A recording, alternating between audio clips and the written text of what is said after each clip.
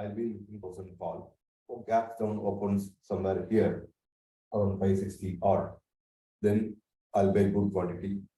If I'm not able to catch this 559 level, I'll look to buy lesser quantity here and then average if it comes down.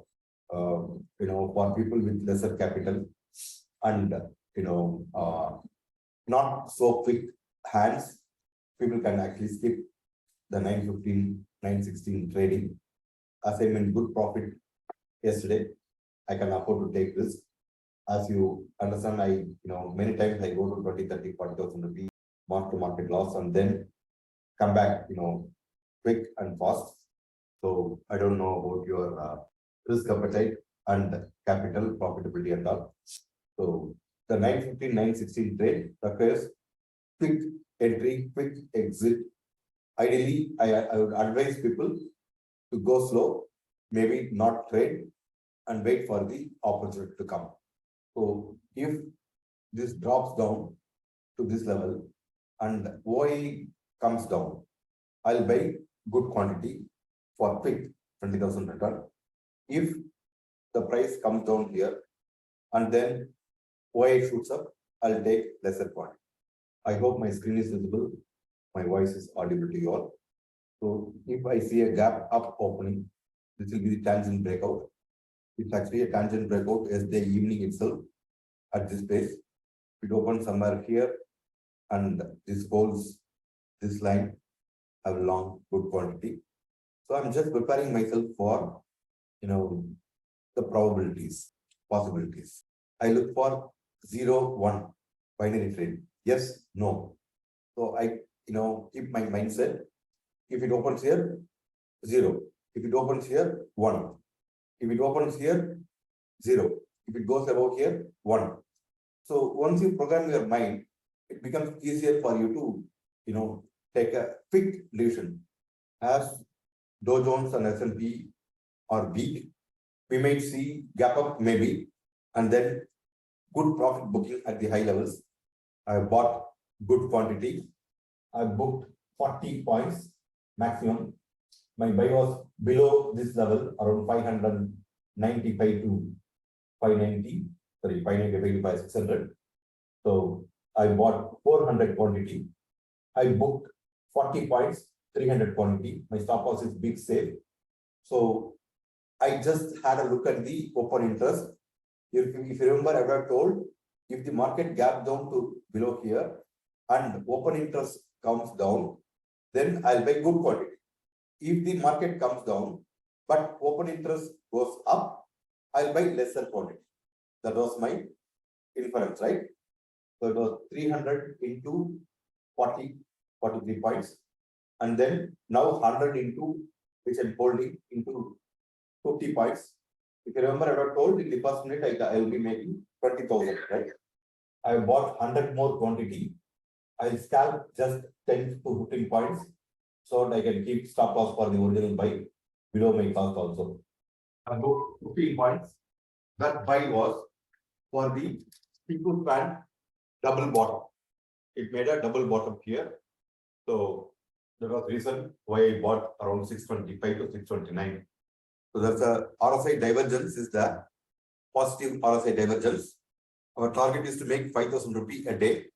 So we have already cracked more than 20,000 rupees. Even if you have taken just 100 quantity, we have cracked more than 7,000 rupees. So I will end my training in another 10-15 minutes so that I don't lose out. So this is a third bottom for the Chintu span. I bought good quantity again. Without thinking, I'll book 10 to 15 points. So for the original buy, my stop loss is big safe.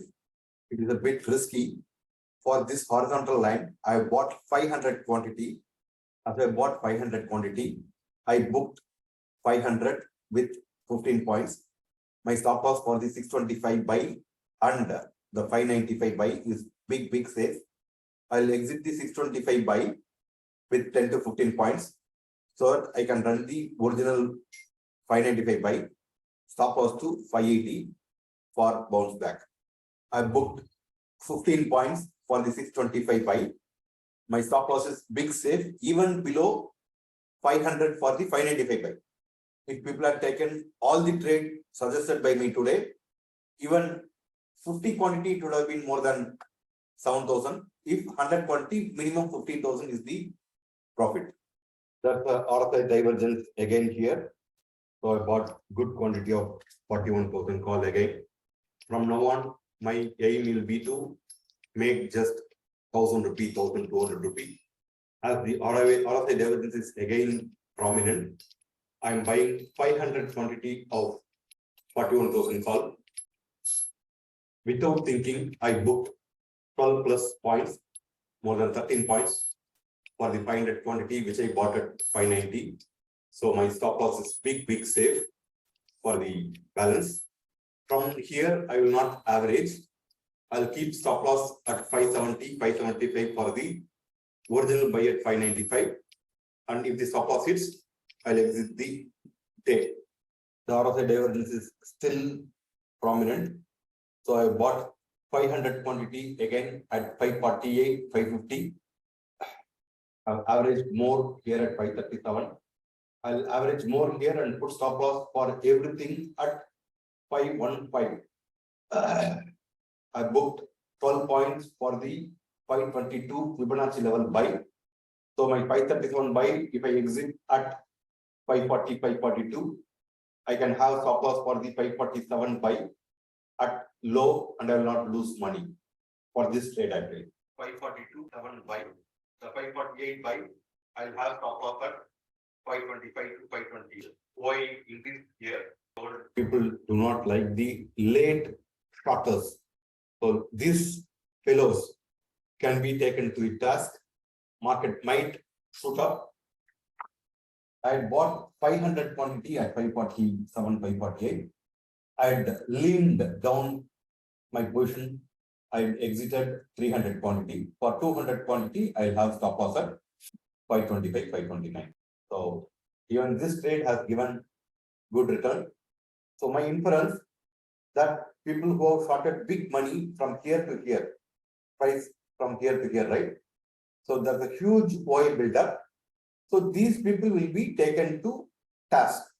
So these people will be made to exit the shorts which they created here by taking the price somewhere to 572 odd. So at this place, if the OA comes down, that means they have exited the square of their shorts. Hello, are you getting the logic? Yes, sir. So I put that line, it just hit, right? ABCD. So anyone would actually short at that level because the open interest shot up. Okay, but I thought otherwise. People do not, respect the late entrance. So this trade, 548 I bought, 537, I averaged, 522, 523 I averaged, 523 average I gave it at 535, 535 bought I exited 542 itself. The 548 buy I exited 300 quantity at 548 itself, so I can become lean. The 200 quantity has given me almost 6,000. This is common sense trading. That's massive. Just see, these people have been, they are square of their position, right? 200 into 50. So there was a fabulous day, cracked more than 40,000, 43,000 now. I'll book 100 more quantity. For 100 quantity, I'll have stop loss. This is the reference point, 557, 555. My stop loss hit. I'll exit for the day. We will connect tomorrow.